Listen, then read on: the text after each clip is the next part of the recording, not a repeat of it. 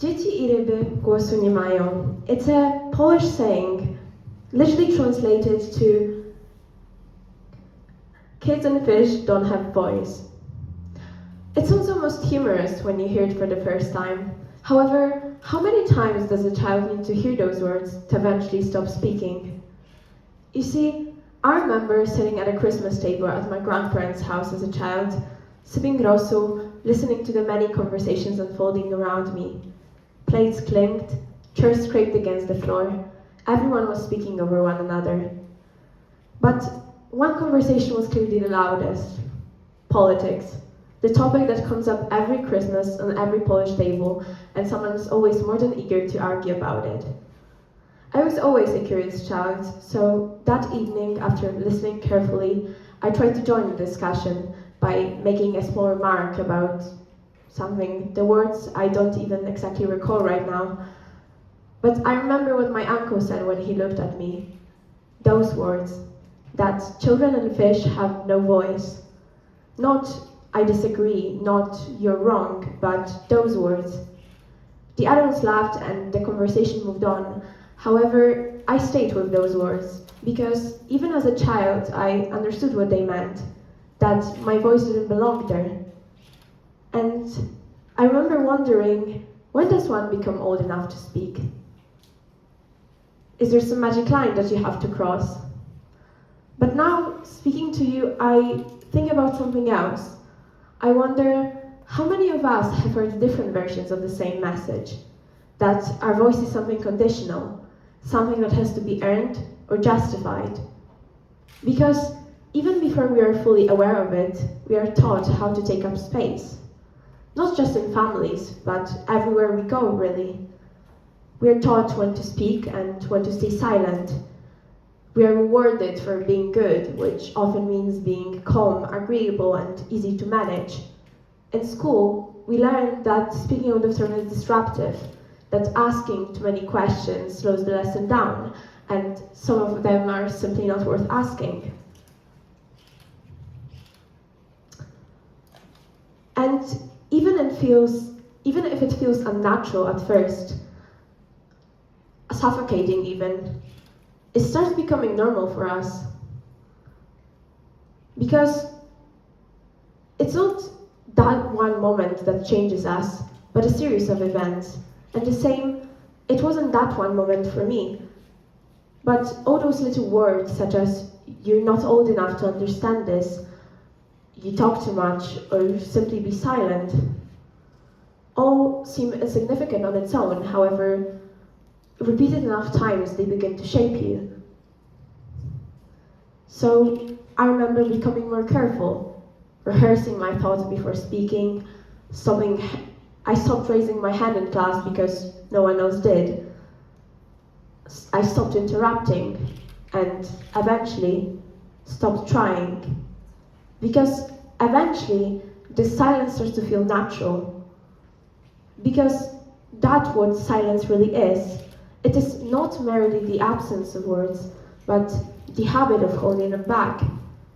It is about having an idea, a question, or an opinion worth sharing, but deciding it is safer to keep it to yourself. And the thing about that habit is that the longer you keep it, the harder it is to break it. Because at first, you know what to say, you just decide not to. However, over time, you stop practicing, you stop testing your ideas out loud, and speaking up becomes even more stressful.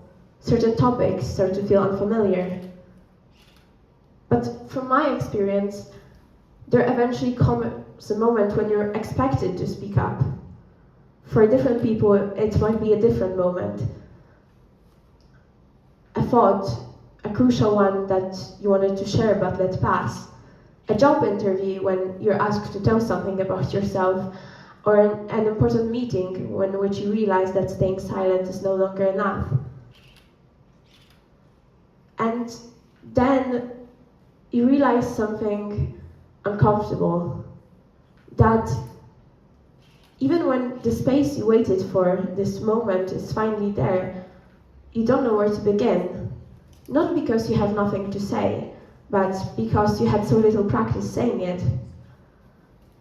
And the ironic thing is that the word that once taught you to speak only when it's your time to stay silent now expects you to speak with confidence.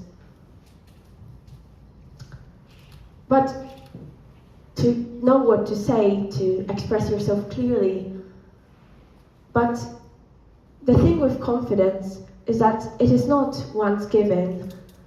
It is something built over time, the same way it was lost, gradually. And that's what happened to me. You see, I have an older brother who's 8 years older than me, and which we were never close because of our age gap. But as we grew older, we started spending more time together.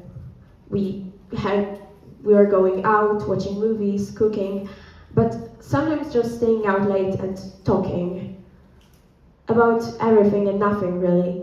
But eventually our topics turned more serious, and eventually there comes the topic of politics. And I remember this feeling, how unusual it felt, uncomfortable even, because I was not used to it, and honestly, I didn't know what to say. But after further conversations, I realized that it was not a thing that I couldn't understand, but because no one ever did speak about it with me before.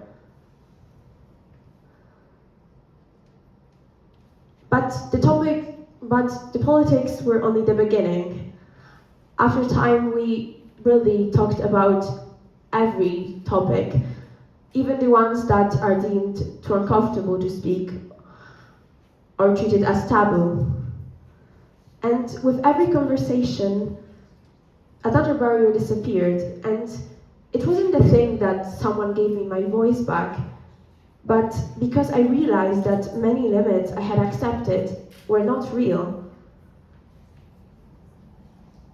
Because my voice had never really disappeared, I had simply got used to holding it back. And after a time, I started noticing something else, that many people around me were doing exactly the same. In classrooms, people know the answer but don't raise their hands. In conversations, people often hesitate to share what they really think. And everyone sometimes waits for someone to speak first. And honestly, I sometimes assume that they really had nothing to say, or they were cowards, not brave enough to say it, how funny it may seem, because I was afraid to admit that I also was in that situation, that I saw myself in them. Because silence really comes from emptiness. Sorry, it doesn't. It comes from experience, from many repeated experience, from being interrupted, dismissed. And when enough people learn that lesson, silence becomes contagious, because it is not really a personality trait, but a pattern that can be broken. And honestly, when you ask me what I wanted to say here, is that not to speak whenever you can, but if you have this idea, a question, or an opinion worth sharing, please do. Because you don't have to give a public speech to start, but all those little times you're afraid, sometimes may be enough to change something. Because you have to let yourself be imperfect. You have to let yourself erase that chaos and start. Thank you.